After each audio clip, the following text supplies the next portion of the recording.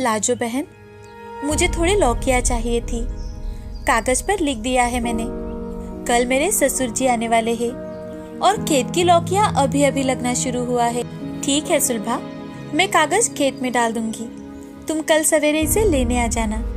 और फिर अगली सुबह लाजवंती ने एक टोकरी भरकर लौकी सुलभा को थमा दी।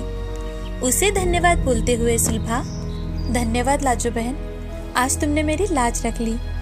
इसमें शुक्रिया की क्या बात है, पड़ोसी ही पड़ोसी के काम आते हैं। सुलभा ने उसे बदले में 2 सेब दे दिए। लाजवंती ने मुस्कुराते हुए उन्हें ले लिया और घर के अंदर चली गई। ये सब सरपंच की पत्नी नकुशा देख रही थी। उसने लाजवंती का पीछा किया और फिर जाके उसके घर में झांकने लगी। अंदर उसने देखा कि लाजवंती और उसका पति सुलभा ने दिए हुए सेब खा रहे थे और उनके घर में बहुत ही कम सामान रखा था। ये क्या, ये दोनों सुलभा ने दिए हुए सेब खा रहे हैं? इनका घर भी कितना खाली खाली है। इनके जादुई खेत थे। फिर भी नकुशा खुद में कुछ सोच रही थी। उसकी खासियत लोगों की जिंदगी में ना घुसानी ही थी। अब उसका नया शिकार था लाजवंती और उसका जादुई खेत। वो बहुत उत्सुक हो गई थी ये जानने के लिए कि लाजवंती पूरे गांव की मदद करने में सक्षम है, लेकिन फिर भी खुद अमीर क्यों नहीं हुई। नकुशा ने सोचा कि आज बाजार जाते समय वो बातों बातों में लाजवंती से ये पूछ ही लेगी। सारी बातें निकलवा कर ही रहेगी। उस दिन बाजार में लाजवंती से मिलकर नकुशा, लाजवंती, मैंने सुना है कि तुम गांव के सभी लोगों की मदद करती हो, पर तुम्हारे घर में ना के बराबर चीजें हैं, ऐसा क्यों? हाँ नकुशा बाई, मेरा खेत कुछ अलग तरह से काम करता है। उसमें से सिर्फ वही चीजें निकलती है जो दूसरों के हित में हो और ना कि उसके हित में जिनका वो खेत है। इसीलिए मैं सिर्फ दूसरों की मदद करने में ही सक्षम हूँ, खुद की नहीं। नकुशा को ये सारी बातें सुन के आश्चर्य हुआ और उसने सोचा कि शायद लाजवंती झूठ बोल रही हो। उसकी दिलचस्पी और ज्यादा बढ़ रही थी। और हो भी क्यों ना, सरपंच की बीवी होने के नाते उसे सारी अनोखी चीजें उनके पास रखने की चाह थी। उसने तय किया कि वो जादुई खेतों को भी हासिल कर लेगी। उसने इस विषय में अपने पति सरपंच जी से बातें की और सरपंच जी ने भी हाँ कह दिया। और फिर अगले ही दिन नकुशा लाजवंती के घर पहुंच गई और उससे, लाजवंती, मैंने सुना है कि कृष्णकांत बहुत बीमार रहता है इन दिनों। नकुशा बाई, आपके कान तो हवाओं से भी तेज है। इन्हें कल ही सांस लेने में बहुत ज्यादा दिक्कत हो रही थी। पर आप हमारी इसमें क्या मदद कर सकती हैं? ये बोलो कि मैं तुम्हारी क्या मदद नहीं कर सकती। सालों से तुम्हें खेतों में कमर तोड़ मेहनत करते देख रही हूँ। मुझसे और नहीं देखा जाता और मैंने तो तय कर लिया है कि मैं कृष्णकांत का अच्छे से इलाज करवाने में मदद करूंगी। नकुशा बाई, मुझसे ज्यादा पैसों की जरूरत गांव वालों को है। बेहतर यही होगा कि आप सरपंच जी से कहकर गांव में रोजगार और कम ब्याज पर कर्ज लेने की सुविधा बढ़ाए। नकुशा का गुस्सा बढ़ता ही जा रहा था। वो चाहती थी कि लाजवंती चुपचाप उसे खेत दे दे, पर लाजवंती को जैसे ये गवारा नहीं था। लेकिन नियति को कुछ और ही मंजूर था। उस रात लाजवंती के घर एक अनहोनी ने दस्तक दी और कृष्णकांत की तबीयत बहुत ज्यादा खराब हो गई। लाजवंती गांव वालों की मदद से उसे अस्पताल लेकर गई। वहां जाकर उसे पता चला कि कृष्णकांत को निमोनिया हुआ है और उसका इलाज शुरू करना बहुत जरूरी था। लेकिन लाजवंती के पास पैसे नहीं थे। वो बहुत सोच रही थी कि तभी उसके दिमाग में नकुशा की बात आ गई। उसने अंदर बिस्तर पर लाचार लेटे अपने पति को देखा और तय किया कि वो अपनी जमीन नकुशा के पास गिरवी रखेगी। उसी रात लाजवंती नकुशा से मिलने जाती है और वहां पर जाकर, नकुशा भाई, कृष्णकांत जी को निमोनिया हुआ है। उनके इलाज के लिए बहुत सारे पैसों की जरूरत है। आप गांव के कर्ता धर्ता हो और इसी नाते मैं अपना खेत आपके पास गिरवी रखने आई हूँ। लाजवंती, तुम बिल्कुल चिंता मत करो, मैं तुम्हारे खेतों का बहुत अच्छे से ध्यान रखूंगी। नकुशा मुस्कुराई और उसने लाजवंती को इलाज के लिए पैसे दे दिए। अस्पताल जाकर लाजवंती ने वो पैसे जमा कर दिए और कृष्णकांत का इलाज शुरू हो गया। यहाँ नकुशा खुशी से पागल हुए जा रही थी। अब आएगा असली मजा। इस खेत की मदद से मैं अपना धन दुगना कर दूंगी। अगली सुबह उसने जाकर एक गरीब किसान को रोका और उसे एक पर्ची पकड़ाते हुए बोली, अगर तुम इस कागज पर 1 लाख रुपए लिख कर दोगे तो मैं इस साल का तुम्हारा पूरा का पूरा ब्याज माफ कर दूंगी। सच में नकुशा बाई, अभी लिख के देता हूँ। किसान ने बिना कुछ सोचे समझे ही पर्ची पर 1 लाख रुपए लिख दिए और फिर नकुशा ने उस पर्ची को जमीन में दफना दिया। अगली सुबह उसकी खुशी का तो कोई ठिकाना ही नहीं था, क्योंकि जमीन में वाकई में 1 लाख रुपए उगाए थे। अरे वाह, अब तो मुझे अमीर होने से कोई नहीं रोक सकता। नकुशा को जादुई खेत से मिले पैसों ने और ज्यादा घमंडी बना दिया था। वो हर दिन किसी गरीब किसान से कागज पर अपने मन की चीज लिखवाती और अगले दिन उन्हें खेत में पाया करती थी। वो इतनी ज्यादा घमंडी बन चुकी थी कि उसने अब गांव वालों की मदद करना भी छोड़ दिया था।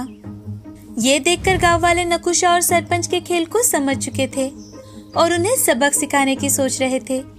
लेकिन गांव वालों को कुछ करने की जरूरत ही नहीं पड़ी, क्योंकि कुछ ही दिनों में वो जादुई खेत बंजर बन गया। उसमें से अब कागज डालने पर कुछ भी बाहर नहीं आ रहा था। और तो और नकुशा ने कई बातें कागज पर लिखने के लिए कोई गांव वाला भी तैयार नहीं था। इसी कारण नकुशा चिढ़ रही थी। ये गांव वाले अपने आप को समझते क्या है? इन्हें क्या लगता है कि अगर ये मेरी मदद नहीं करेंगे तो मैं खुद नहीं कर सकती? इनका ब्याज इस साल दुगना करवाऊंगी और इन्हें अच्छे से सबक सिखाऊंगी। उसी पैसे से अपने सभी खर्च का भुगतान करूंगी। अगले ही दिन जोरों से बारिश शुरू हुई और बहुत से लोगों की फसल उजड़ गई। उसमें से एक खेत सरपंच जी का भी था और ताज्जुब की बात ये थी कि उनके खेत की एक फसल भी नहीं बची थी। उन्होंने कुछ दिन पिछले साल के अन्न से गुजारे और फिर अन्न की कमी ने सरपंच जी और नकुशा को परेशान कर दिया और गांव वालों से तो वो मदद मांग ही नहीं सकते थे, क्योंकि उनकी खुद की फसल खत्म हो गई थी। ऐसे ही 3 हफ्ते गुजर गए। भूखमरी से परेशान सभी लोग नकुशा बाई के पास पहुंचे और फिर नकुशा बाई को खेत से अन्न निकालने के लिए कहने लगे, पर नकुशा कुछ नहीं कर पाई। नकुशा बाई, हम सब भूख से परेशान हो गए हैं। आपके लालच की सजा हम सभी को मिल रही है। मालकिन, भला तो यही होगा कि आप ये खेत लाजवंती को लौटा दे। अब वही हमारी समस्या का हल ला सकती है। हाँ, वैसे भी वो खेत उसका ही था। नकुशा ने देखा कि अब ये खेत उसके कोई काम नहीं आएगा। और तो और गांव की गरीबी 7वें पायदान पर थी। लाजो बहन, हमारी विनती है, हमारी भूख मिटाने में हमारी मदद करो। इस जादुई खेत को वापस जिंदा कर दो। सुलभा, मैंने ये खेत नकुशा बाई के यहाँ गिरवी रखी है। तभी नकुशा अपने घुटने पर गिर लाजवंती से, लाजवंती बहन, मैं तुम्हारे सामने हाथ जोड़ती हूँ, इस खेत को स्वीकार कर लो। मैंने अपने निजी स्वार्थ के चलते इस खेत को खत्म कर दिया है। तुम ही इसे वापस जिंदा कर सकती हो। लाजवंती ने मुस्कुराकर हामी भरी और फिर जमीन में बहुत सारे फलों के नामों की पर्चियां डाल दी। अगली सुबह गांव में मानो जश्न का माहौल छा गया था। लाजवंती के खेतों में फलों और सब्जियों के बाग सज गए थे और सभी के लिए जरूरत जितने अन्न भी। सभी वहां से भर भर कर अन्न लेकर घर जाने लगे और वही खड़ी नकुशा लाजवंती की ओर देखती है तो वो दंग रह जाती है, क्योंकि लाजवंती एक देवी के रूप में खड़ी थी और उसकी तरफ देखकर मुस्कुरा रही थी। लाजवंती, तुम? नकुशा ने लाजवंती को प्रणाम किया और खुद से एक वादा भी कि वो कभी स्वार्थ को अपने सिर पर नहीं चढ़ने देगी। नकुशा ने देखा कि अब यह खेत उसके कोई काम नहीं आएगा और तो और गांव की गरीबी 7वें पायदान पर थी। हंसिका एक बहुत ही होशियार और खुशमिजाज जिंदगी जीने वाली लड़की थी। उसे लोगों से मिलना, नई नई चीजें सीखना, ये सब बहुत ज्यादा पसंद था। इतना ही नहीं, हंसिका अपने क्लास की टॉपर भी थी। एक दिन एक लड़की हंसिका से, हंसिका, मुझे ये वाला पार्ट कुछ समझा ही नहीं, प्लीज मेरी हेल्प कर दो ना। अरे ये तो बहुत ही आसान है, ये देखो, तुम्हें बस इस प्रॉब्लम में x को सब्स्टिट्यूट करना होगा y से। अरे हाँ, थैंक यू हंसिका, तुमने इसे बहुत आसान करके बताया। इसमें क्या, दोस्त ही दोस्त के काम आता है। हंसिका के अच्छे व्यवहार से उसके क्लास के सभी बच्चे उसे आदर्श मानते थे लेकिन धीरे धीरे यह बात हंसिका के सिर में जा रही थी। धीरे धीरे उसे अपने ज्ञान पर गुरूर होने लगा था। आने वाले इस क्विज कंपटीशन के लिए टीचर ने मुझे ही बाकी के लोगों को ट्रेन करने के लिए कहा है, पर उन्हें कहाँ पता है कि कोई भी मुझ जैसा नहीं बन सकता। हंसिका खुद से बातें करके हंस रही थी, पर वो इस बात से बिल्कुल ही अनजान थी कि उसके क्लासमेट बंटी ने उसकी सारी बातें सुन ली थी और उसे हंसिका की ये सोच बिल्कुल अच्छी नहीं लगी। अगले दिन हंसिका सभी चुने गए स्टूडेंट्स को रूल समझा रही थी। देखो सब लोग, किताब में दिए गए सारे क्वेश्चंस को हमें समझना होगा और उसके आंसर को अच्छे से याद करना होगा। मेरे हिसाब से इतना तो कर ही सकते हो तुम सभी। हंसिका, तुम कहना क्या चाहती हो? जो मैंने कहा। और हाँ, तुम तो वैसे भी सब कुछ डर के मारे भूल जाती हो।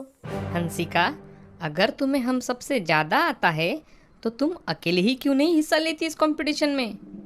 अरे बंटी, अगर मेरा बस चलता ना तो मैं वही करती। वैसे भी मैं बहुत थक चुकी हूँ तुम सबको ये छोटी छोटी बातें समझाते हुए। ऐसा कह हंसिका वहाँ से चली जाती है, पर उसे ये बात बिल्कुल भी पता नहीं थी कि उसके दुर्व्यवहार से सारे बच्चे तंग आ चुके हैं। अब कुछ ही दिनों में क्विज कंपटीशन था और इसीलिए हंसिका पूरे जोश के साथ अपनी टीम को ट्रेन कर रही थी। कंपटीशन के दिन कुछ ऐसा हुआ जिसने हंसिका को पूरी तरह से सरप्राइज कर दिया। कंपटीशन में सभी सवाल बुक के बाहर से आए थे। ये सब देखकर हंसिका खुद से, अरे ये क्या, यहाँ तो सारे सवाल आउट ऑफ सिलेबस है। हंसिका खड़ी खड़ी ठंडी पड़ गई थी, लेकिन उसके टीम के बच्चों ने सभी सवालों के जवाब बखूबी से दिए थे। लेकिन वो सिर्फ 1 पॉइंट से हार गए थे, क्योंकि जवाब देने की बारी हंसिका की थी और उसे साइंस से जुड़ा हुआ प्रश्न आया था और हंसिका साइंस में दिलचस्पी नहीं रखती थी। क्विज के बाद हंसिका कोने में बैठ जाती है। तभी बंटी उसके पास आकर, क्या हुआ, मजाक उड़ाने आए हो? तो उड़ा लो, कर लो अपने मन की। मजाक? मजाक तो तुमने उड़ाया था हंसिका, हम सभी का। इस हार से मायूस होने की बजाय इससे ये सीखो कि किसी भी इंसान में अगर कोई खामी है तो उसमें कोई अच्छाई भी है। हंसिका किसी गुनहगार के भांति बंटी की बातें सुन रही थी। तुम हिस्ट्री, इंग्लिश, मैथ और सोशल साइंस, इन सारे सब्जेक्ट